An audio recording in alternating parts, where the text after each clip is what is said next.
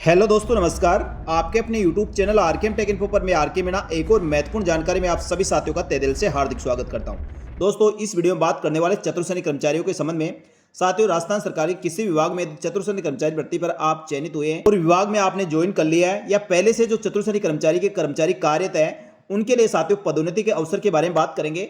यानी चतुर्श्रेणी कर्मचारियों के प्रमोशन कितने वर्ष में होते हैं और प्रमोशन का प्रोसेस क्या होता है। तो चतुर्श्रेणी कर्मचारी भर्ती का प्रमोशन जमादार और कनिष्ठ सहायक पर हो सकता है, तो आपका प्रमोशन किस पद पर होगा।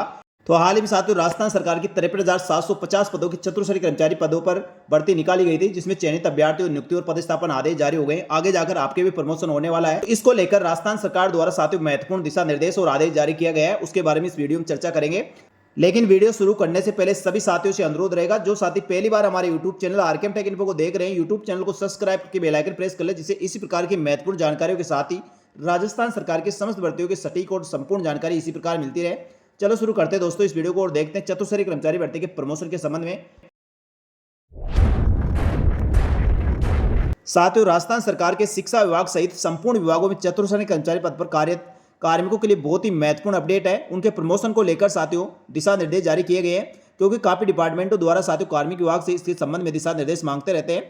तो जो अभ्यर्थी चतुर्श्रेणी कर्मचारी पद पर चयनित हुआ है और वर्तमान में किसी विभाग में कार्य कर रहा है यानी पदस्थापित है, तो उसका प्रमोशन आगे किस प्रकार से किया जाएगा और कौन से पदों पर उनका प्रमोशन हो सकता है, उसको लेकर महत्वपूर्ण दिशा निर्देश जारी किए गए। तो अलग अलग विभाग द्वारा समय समय पर साथियों दिशा निर्देश कार्मिक विभाग से मांगे जाते हैं। तो हाल ही में शिक्षा विभाग द्वारा कार्मिक विभाग से चतुर्श्रेणी कर्मचारियों के पदोन्नति के संबंध में मार्गदर्शन मांगा गया था। तो साथियों अभी कार्य निदेशक माध्यमिक शिक्षा विभाग बीकानेर के द्वारा समस्त जिला शिक्षा अधिकारियों को ये दिशा निर्देश जारी किए गए हैं कि चतुर्श्रेणी कर्मचारी के जमादार पद पर की जाने वाली पदोन्नति के संबंध में मार्गदर्शन। यानी साथियों चतुर्श्रेणी कर्मचारी पद पर कार्यरत कार्मिकों के प्रमोशन जमादार और कनिष्ठ सहायक के पद पर हो सकते हैं। यानी शिक्षा विभाग में पहले से जो चतुर्श्रेणी कर्मचारी कार्यरत है, उनके साथियों प्रमोशन किए जाने हैं, तो प्रमोशन साथियों जमादार पद या कनिष्ठ सहायक दोनों पर किए जाने हैं। तो दोनों की योग्यता रखने वाले अभ्यर्थियों का प्रमोशन किस प्रकार से किया जाएगा, उसको लेकर मार्गदर्शन मांगा गया है। तो साथियों उसी को लेकर राजस्थान माध्यमिक शिक्षा विभाग द्वारा समस्त जिला शिक्षा अधिकारियों को ये दिशा निर्देश की कॉपी उपलब्ध कराई गई है। तो साथियों इसमें कार्मिक विभाग के क्या नियम है, क्या रूल्स है जिसके तहत पदोन्नति की जाती है। तो साथियों शिक्षा विभाग द्वारा कार्मिक विभाग के दिशा निर्देशों के अनुसार समस्त जिला शिक्षा अधिकारियों को दिशा निर्देश जारी किए गए हैं, जो 6/8/2026 को शिक्षा विभाग द्वारा जारी किया गया था। वह इस प्रकार है। ये साथियों राजस्थान सरकार द्वारा शिक्षा विभाग द्वारा निदेशक माध्यमिक शिक्षा विभाग बीकानेर को जारी किया गया परिपत्र है। इसमें साथियों चतुर्श्रेणी कर्मचारी से जमादार पद हेतु पदोन्नति के संबंध में मार्गदर्शन के संबंध में ये लेटर लिखा गया था, उसी का जवाब दिया गया है।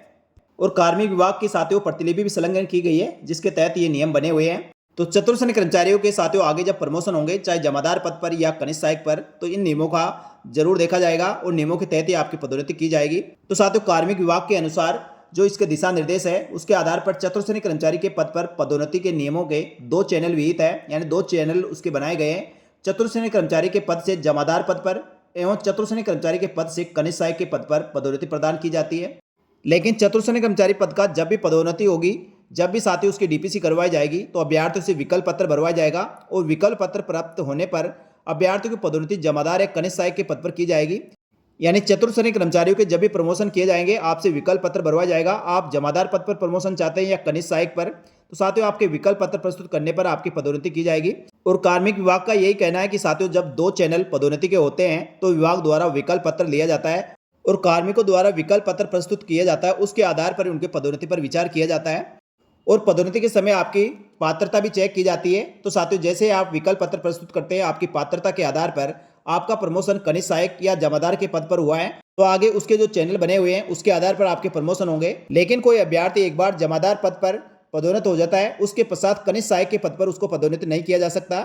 इसको लेकर भी स्पष्ट रूप से बताया गया है कि जमादार के पद से कनिष्ठ सहायक के पद पर पदोन्नत का नियमों में कोई प्रावधान नहीं है। किसी भी कर्मचारी का चतुर्श्रेणी कर्मचारी पद से जमादार के पद पर पदोन्नति के पश्चात उसका कनिष्ठ सहायक के पद पर पदोन्नति हेतु विचार नहीं किया जाएगा। यानी साथियों जमादार पद पर एक बार आप प्रमोशन लेते हैं, तो उसके पश्चात आप चेंज नहीं कर पाएंगे, यानी कनिष्ठ सहायक के पद पर आपका पदोन्नति नहीं किया जाएगा।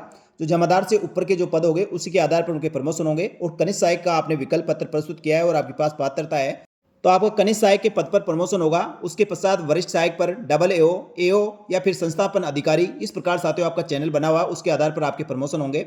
साथ ही जिन चतुर्श्रेणी कर्मचारियों का पहले कनिष्ठ सहायक पद पर पदोन्नति हो चुकी है, यानी उनका प्रमोशन कनिष्ठ सहायक पद पर हो चुका है, अब उन्हें जमादार की डीपीसी में सम्मिलित नहीं किया जाएगा। चाहे जमादार की डीपीसी उनके प्रमोशन से पहले की डीपीसी हो, उस पर भी उनका विचार नहीं होगा। तो साथ ही इसमें 2 चैनल है, तो 2 चैनलों के अनुसार आपके प्रमोशन होंगे। तो विकल्प पत्र प्रस्तुत करते समय आप विशेष रूप से ध्यान रखें, या तो आप जमादार सेलेक्ट करें या साथियों कनिष्ठ सहायक, दोनों में से जिस पद पर आप एक बार पदोन्नत होंगे आगे के चैनल में उसी के आधार पर होगा, बाद में आप चेंज नहीं कर पाएंगे। तो साथियों जब भी चतुर्थ कर्मचारी का प्रमोशन किया जाएगा तो कार्मिक विभाग के दिशा निर्देशों के अनुसार कार्मिक दोनों पदों हेतु पात्र है तो कार्मिक एक पद पर चुनने के लिए विकल्प पत्र लिया जाएगा और उसके आधार पर पदोन्नति हेतु पात्रता सूची बनाई जाएगी। और कार्मिक द्वारा एक बार जो विकल्प पत्र दिया जाता है उसके आधार पर उसकी पदोन्नति होने पर दूसरे पद पर पदोन्नति की पात्रता सूची से उसे सम्मिलित नहीं किया जाएगा, यानी साथ ही दूसरी सूची में उनको शामिल नहीं किया जाएगा। जमादार पर हो गया तो साथियों कनिष्ठ सहायक पर, और कनिष्ठ सहायक पर हो गया तो जमादार पद पर उनका दोबारा से प्रमोशन या उसके लिए वो पात्र नहीं होंगे। और कार्मिक विभाग द्वारा विकल्पित पद पर पदोन्नति आदेश जारी होने के पश्चात उस पद से संबंधित सेवा नियमों में पदोन्नति प्रत्याग से संबंधित नियमों के तहत कार्रवाई की जानी चाहिए। साथ ही कार्मिक विभाग द्वारा जारी परिपत्र भी इसके साथ संलग्न किया गया है, जो भी आप देख सकते हैं। साथ ही कार्मिक विभाग द्वारा नियमानुसार चतुर्थ कर्मचारी पद पर पदोन्नति के जो नियम है वह इसलिए बनाए गए क्योंकि साथियों चतुर्थ कर्मचारी पद पर चयन 2 प्रकार से किया जाता है। साथियों एक तो एग्जाम के थ्रू, जो अभी हाल ही में चतुर्थ कर्मचारी पद पर अभ्यर्थियों का चयन किया जाकर उनकी नियुक्ति पदस्थापन आदेश जारी हुए हैं, आप साथियों नए कार्मिक बने। साथ ही दोस्तों कुछ कार्मिक ऐसे भी होंगे जो अनुकंपा नियुक्ति पर लगे हैं और उनमें से कई अभ्यर्थी ऐसे होते हैं जो साथियों साक्षर होते हैं या 5वीं तक 8वीं तक पढ़े हुए होते हैं। तो इस कारण साथियों 2 चैनल होते हैं, तो एक चैनल के अभ्यर्थियों को साथियों उनकी पात्रता के आधार पर जमादार पर पदोन्नत किया जाता है, दूसरों को उनकी पात्रता और शैक्षणिक योग्यता साथ ही उनके विकल्प के आधार पर कनिष्ठ सहायक पर पदोन्नत किया जाता है। उसको लेकर साथियों दिशा निर्देश जारी किए गए हैं। तो साथियों शिक्षा विभाग द्वारा जारी दिशा निर्देश है, लेकिन कार्मिक विभाग के लिए साथियों सभी डिपार्टमेंटों के लिए इसी प्रकार दिशा निर्देश है। तो इन्हीं दिशा निर्देशों के तहत आपके आगे पदोन्नति होगी। तो विकल्प पत्र प्रस्तुत करते समय आप विशेष रूप से ध्यान रखें, यदि आपके पास उच्च शैक्षणिक योग्यता पात्रता है तो आप विकल्प पत्र में कनिष्ठ सहायक भरें, अन्यथा आप जमादार के पद का चयन भी कर सकते हैं। तो साथियों चतुर्थ कर्मचारी के प्रमोशन को लेकर ये महत्वपूर्ण दिशा निर्देश कार्मिक विभाग के दिशा निर्देशों के अनुसार जारी किए गए हैं। तो साथियों आगे जाकर प्रमोशन आपके इन्हीं नियमों के तहत होने वाले हैं। अब बात करें साथियों प्रमोशन कितने साल में हो जाएगा, तो साथियों अलग अलग डिपार्टमेंटों पर यह निर्भर करेगा। उसके ऊपर के पद कितने खाली है, चाहे जमादार के पद हो या कनिष्ठ सहायक के, उसके आधार पर डीपीसी होगी। साथियों साल में 2 बार प्रमोशन के लिए डीपीसी होती है। और यदि साथियों पहले से जो कार्मिक चतुर्थ कर्मचारी पद पर विभिन्न विभागों में कार्यरत है उनके यदि ऊपर के पद खाली, चाहे जमादार के पद हो या कनिष्ठ सहायक के, तो आपके प्रमोशन यथाशीघ्र हो जाएंगे। लेकिन हाल ही में जो नवचयनित चतुर्थ कर्मचारी है उनके प्रमोशन के लिए साथियों 2 साल तक आपको प्रोबेशन का इंतजार करना होगा। प्रोबेशन कंप्लीट होने के पश्चात कम से कम 1 साल और आपको रहना होगा, और 3 साल कंप्लीट होने पर आपके भी प्रमोशन की प्रक्रियाएं शुरू हो जाएगी। क्योंकि साथियों काफ़ी डिपार्टमेंट ऐसे होंगे जहां प्रमोशन के पद काफ़ी खाली होंगे, तो आपको साथियों वहां पर लाभ मिलेगा।